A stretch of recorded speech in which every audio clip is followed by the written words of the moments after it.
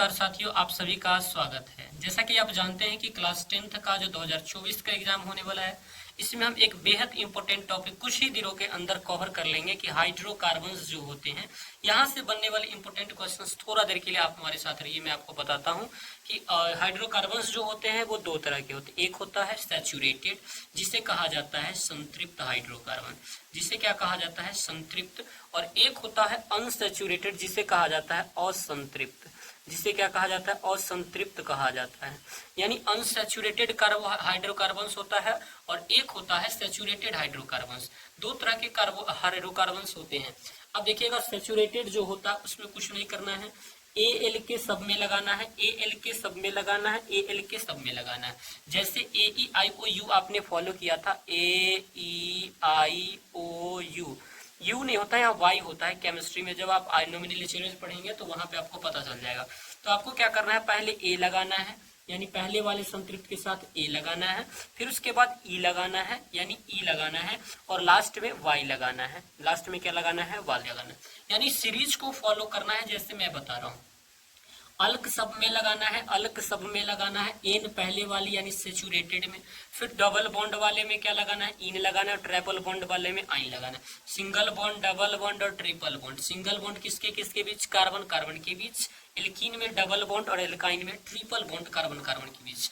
एक बात जो आपको बेहद तरीके से याद रहना चाहिए वो बात ये है कि जब कार्बन की संख्या 1 हो तो उसे मेथ बोलेंगे, जब कार्बन की संख्या 2 हो तो उसे एथ बोलेंगे, जब कार्बन की संख्या 3 हो तो प्रोप बोलेंगे, ब्यूट बोलेंगे, पेंट बोलेंगे, हेक्स बोलेंगे, हेप्ट बोलेंगे, ऑक्ट बोलेंगे, नॉन बोलेंगे और डेक बोलेंगे, जैसे कि आप यहाँ पे देख पा रहे होंगे। तो ये सारी चीज को आप जब याद कर लेते हैं तो इसका फॉर्मूला मैं अब आपको बताता हूँ कि कैसे याद करना है।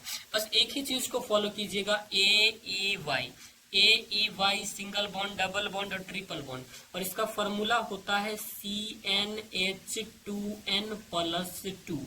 अब जरा देखिए, इस फॉर्मूले से ही अब तीनों फॉर्मूला याद हम कैसे करवाते हैं।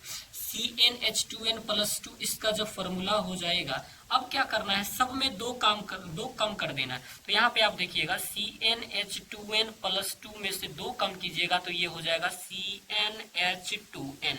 ये क्या हो जाएगा, CnH2n, और फिर इसमें से दो कम कीजिएगा, 2n में से दो, तो इसका फॉर्मूला हो जाएगा CnH2n-2। तो दोस्तों, इसका ये फॉर्मूला आपको याद भी नहीं करने हैं, जैसे मैं सीरीज बता रहा हूँ उसी तरीके से आपको दिमाग में हटाने हैं। देखिए, ए को पहले कीजिएगा, फिर ई को, फिर वाई को, सिंगल को, डबल को, ट्रिपल को, ये फिर दो घटाओ, इस तरह से बढ़ जाना है। अब जब देखिएगा ऐसा कर लेते हैं तो सर ये होगा कैसे, जब देखिए, जब n का मान हम 1 लेते हैं, n मतलब होता है कार्बन की संख्या, n का मान जब 1 लेते हैं तो C1H2, तो H का मतलब 2 को गुना करेंगे 1 से तो 2 और माइनस का 2, यानी C1 ये हो जाएगा C1H0, यानी कार्बन की संख्या यहाँ पर CnH2n-2 में 0 हो रहा है। यानी ट्रिपल बॉन्ड में कार्बन की संख्या 1 आप नहीं ले सकते, लेकिन यहाँ से चलिए C1H2 और 2 में 2 जोड़ दिए तो 4, C1H4 हो जाता है, यानी CH4 हो जाता है, जिसे कहा जाता है, यानी C1 लिए तो कार्बन की संख्या 1, तो कार्बन की संख्या 1 होने पर हम बोलेंगे मेथ, क्या बोलेंगे, मेथ। और प्लस में क्या लगाना है सर, एन लगाना है, प्लस में क्या लगाना है, एन, मेथ एन। इसका पूरा नाम क्या हो जाएगा, मेथेन, पूरा नाम क्या हो जाएगा, मेथेन। इसको क्या बोलेंगे, मेथेन। और इसका स्ट्रक्चर कार्बन बीच में और चारों तरफ से हाइड्रोजन आप लगा दीजिए, इसका बीच में और चारों तरफ से हाइड्रोजन से लगा दिया, ये हो गया मेथेन। जब सर आप कार्बन की संख्या 2 लोगे तो मैं यहाँ पे दूसरा करके बता रहा हूँ, जब 2 लेंगे कार्बन की संख्या n बराबर जब 2 लेंगे तो आपका पोजीशन कुछ इस तरह से बनेगा। फॉर्मूला में बैठाइए, C के n के जगह 2 तो 2 लिया, 2 गुना का 2 ज्यादा, 2n+2 यानी 2 गुना का 2 ज्यादा, तो 2 दूना 4 और 2 6, C2H6, carbon carbon, carbon carbon के बीच कौन सा बॉन्ड है सर, सिंगल बॉन्ड, और फिर जो बच गया वो हाइड्रोजन्स लगाइए, हाइड्रोजन्स लगाया तो ये हो गया C2H6। इसका नाम क्या होगा, तो सर 2 कार्बन के लिए एथ बोलेंगे, 2 कार्बन के लिए एथ, और प्लस में क्या लगाएंगे, एन, तो ये बन जाएगा एथेन, इथेन, ETHANE, इथेन बन जाएगा। तो इस तरह से आप पूरी तरीके से आप इसको 10 तक कर सकते हैं, methane, ethane, propane, butane, pentane, hexane, octane, nonane, decane. और अब आपको बताता हूं कि किस तरह से आगे की चीजों को करना है।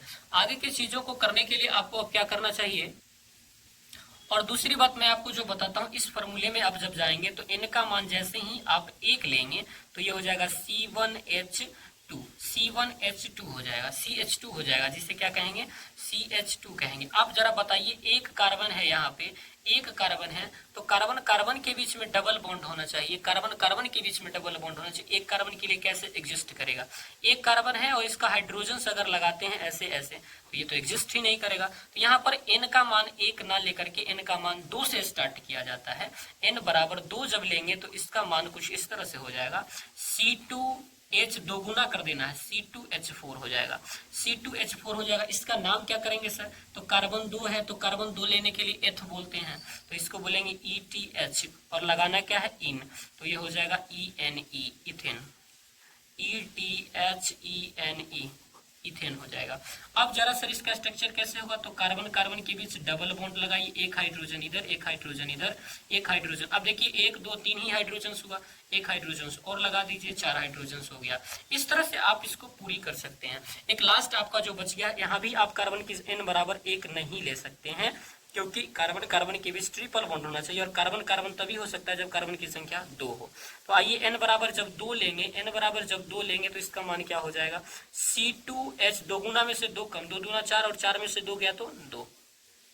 यानी अब लेंगे कार्बन और कार्बन, कार्बन कार्बन हमने ले लिया, इसके बीच ट्रिपल बॉन्ड लगाएंगे और हाइड्रोजन पुराएंगे। अब देखिए ये हो गया CH2 ट्रिपल बॉन्ड CH2। नाम क्या इसका धरेंगे सर? तो इसका नाम धरने के लिए आपको देखिए कार्बन 2 है तो कार्बन 2 को हम बोलते हैं इथ, इथ बोलेंगे और प्लस में क्या लगाएंगे आइन, तो YNE लगा देंगे तो इसका नाम हो जाएगा इथाइन। तो दोस्तों उम्मीदें हैं कि आपको वीडियो समझ में आई होंगी। तो पता करते हैं कि आपको वीडियो समझ में आई है कि नहीं, आप प्लीज कमेंट करेंगे। मिलते हैं फिर नई वीडियोस के साथ, तब तक के लिए आप सभी को जय हिंद।